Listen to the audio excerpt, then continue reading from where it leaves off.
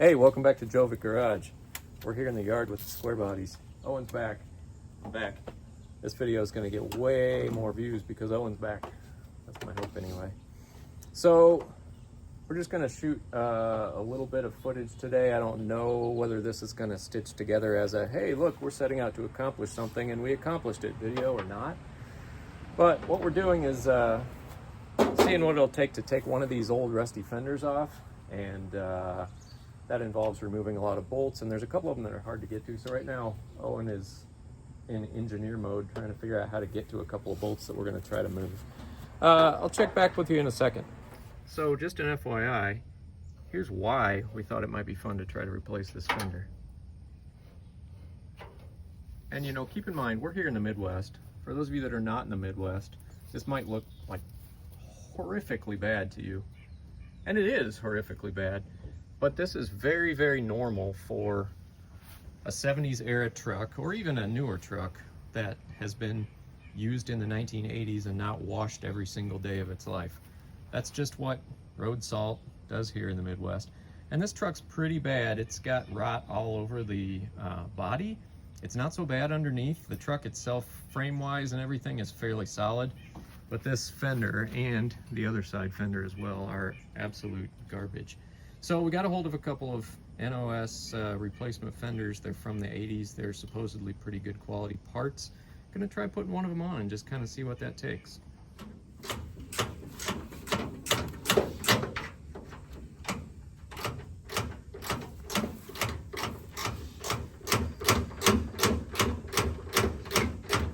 I already came out here yesterday and got a bunch of bolts out and loosened up. But there are a few up front that are sort of in tricky places to get to. So we're going to try to attack those now. We'll have to take the hood off because, of course, the hood hinge attaches to the fender on both sides. How are we doing there? Wasp. Oh, you know, there were a bunch of wasps inside there yesterday, and I got my spray out, so we may have to do that again. Still out? No, it's back on the shelf. Short break for the wasps. So there's two up top here that attach to the core support from the fender. There's one down below by the marker light, which is very tricky to get to. You can't really get a socket on it, so that's the one that we gotta figure out the best thing to do. We may need to take out that piece of whatever you call that fascia there that's below the grill to get to that one, so we'll see about that.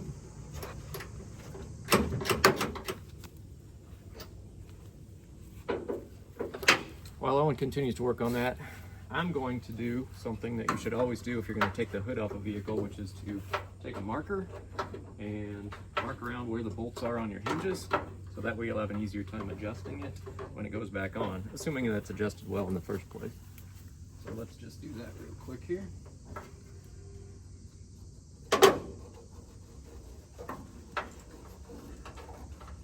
That's not making a very good mark. I'm going to have to get a paint marker instead.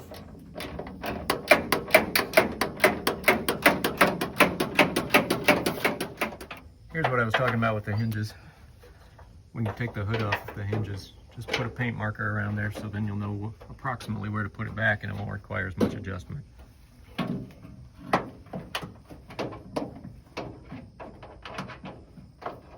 Yeah.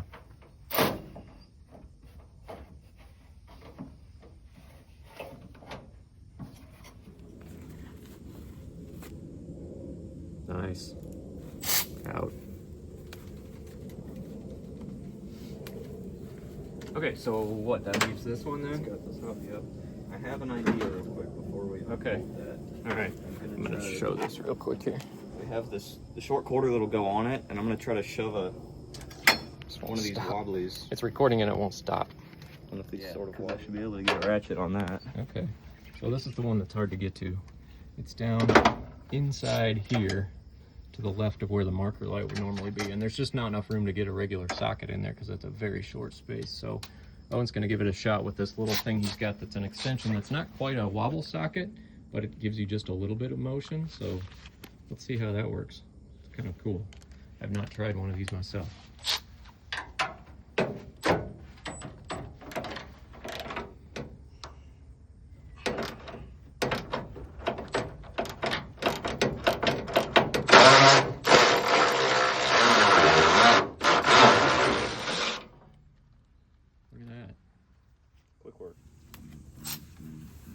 his hood out of the way.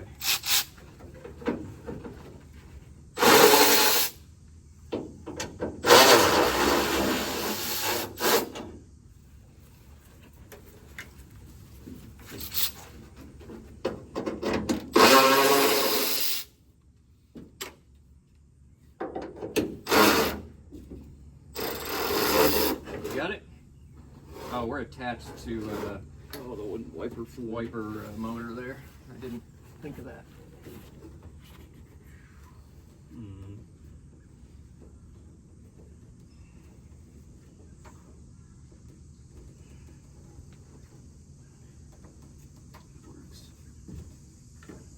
Okay. There. Ready?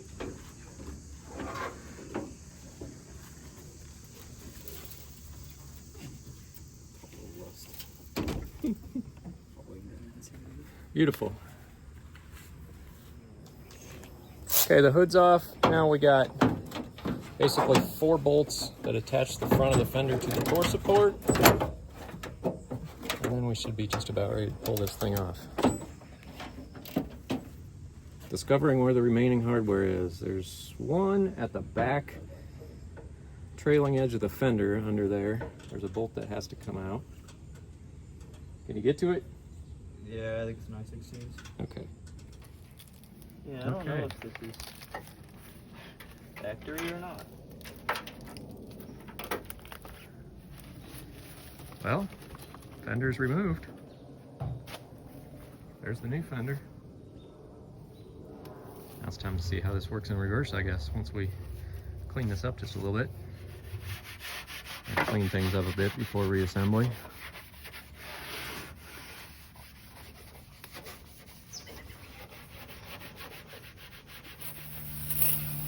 Uncovering some Cordova brown paint that hasn't been seen in a long time, thanks to the incredibly large amount of oil that comes off this engine. Got the undercoating going on though, and side coating and inner coating, and I don't know. Look at that beautiful Cordova brown right there though. Forgot to mention earlier, I ordered the new battery box for this truck because you can maybe tell there's still part of this one in here, but the rest of it came out without that part. Let me show you what it looks like.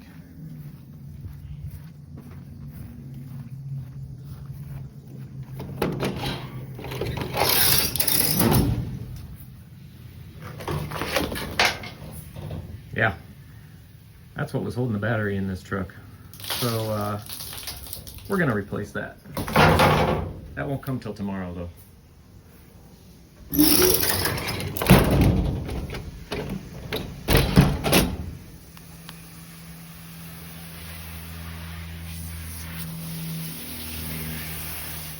All right, updates. Fender is completely removed. Did a little cleanup on that inner fender, which is extremely greasy. Did a little quick restoration of the edge there with some high temp gloss black. Look at that beautiful Cordova brown paint though. We got firewall. Hasn't been seen, that paint hasn't been seen in years. It was covered in oil. So I'd say we're about ready to put this on there. All right, you know what I'm saying? Yeah, so alignment now is what we're working on, and we don't know where this fender came from exactly. Supposedly it's a nice quality reproduction fender from the 80s, but I want to show you really quickly.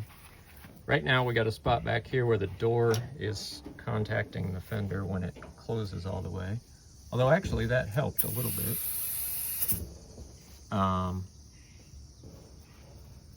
But when this door is shut, check out what this gap looks like between door and fender. Just look at the line there.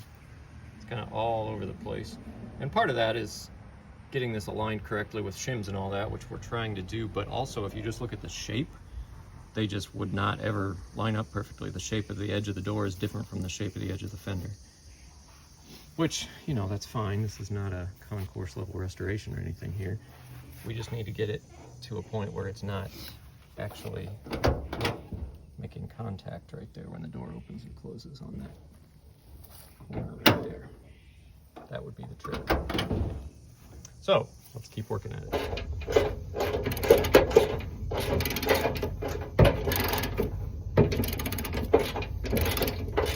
Working.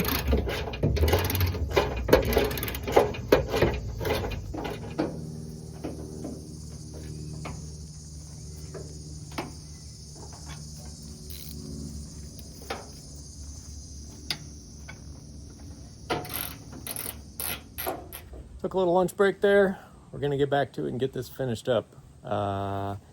Owen's got 2 or 3 bolts up front there. 2, okay. And then we got to get the hood hinge swapped onto this fender so we can put the hood back on. So I'm gonna work on that. And yeah. My swivel's got too much wobble. It happens.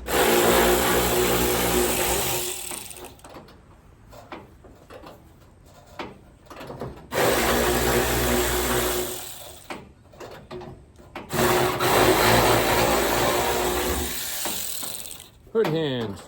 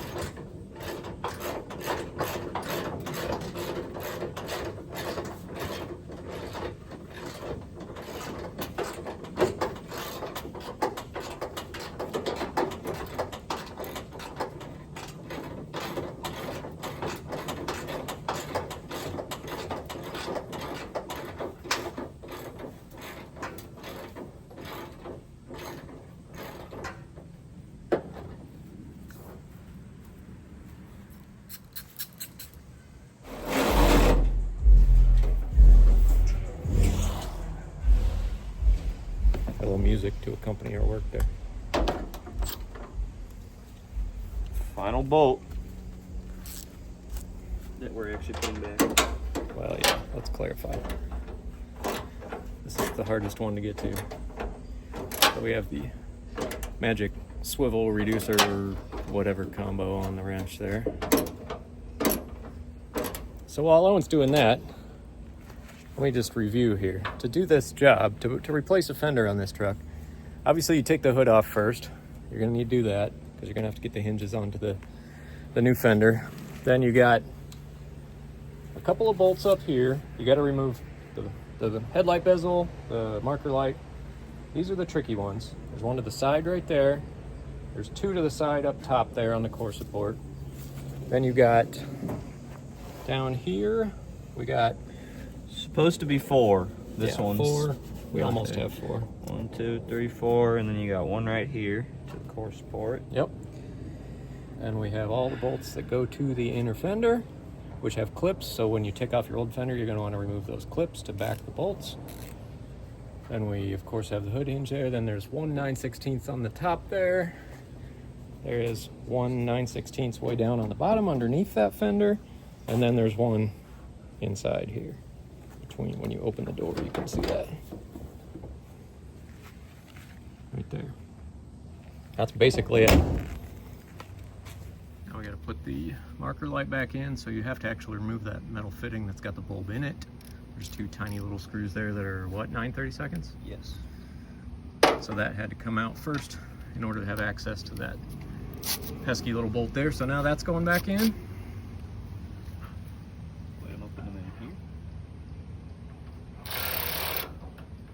I think I have that in the right way, although it might be upside down if it doesn't seem like it's fitting right. Go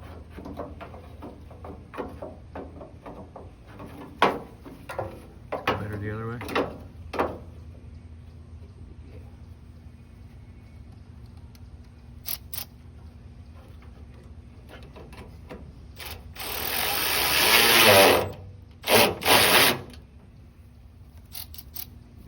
I don't think so. I think you have it. Or you had it.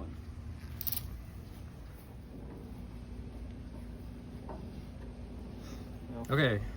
Then we need the lens. Bezel only had 3 on it originally anyways. Yeah.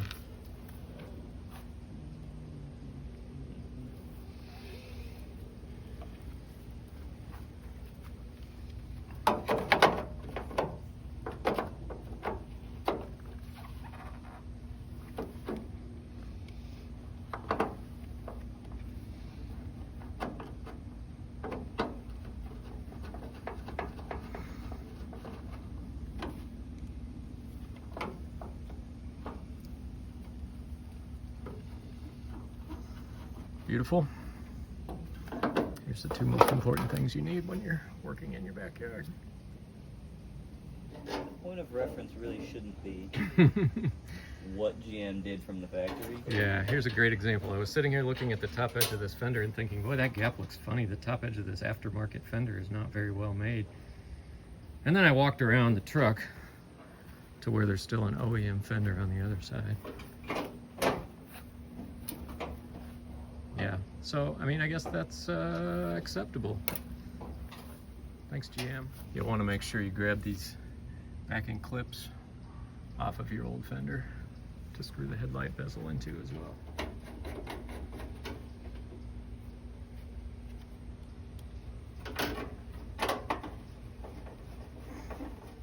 All right, hood is back on. Did a quick test fit. It's pretty good side to side. It just needs to come slightly forward in order to fit like it was before. It's not going to be perfect. We're still going to have a pretty good gap between the fender and the hood on both sides because this is a 78 Chevy truck. But we can make a slight adjustment here that's going to make it a little bit better before we call it good.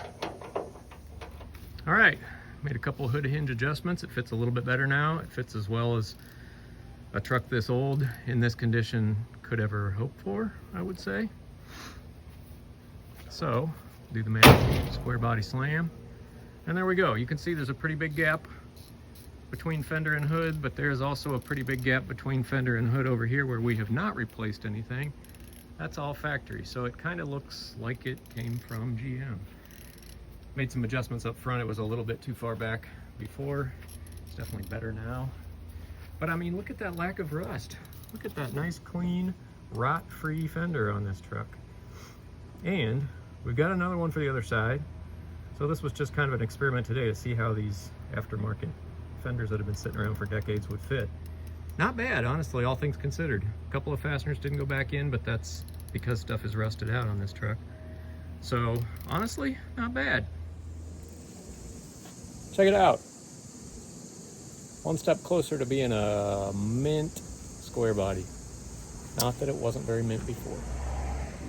Right? I can't stick my hand through it anymore. It's nice. It's less dangerous when you're down working around that tire. You're not going to cut yourself on the wheel well or anything.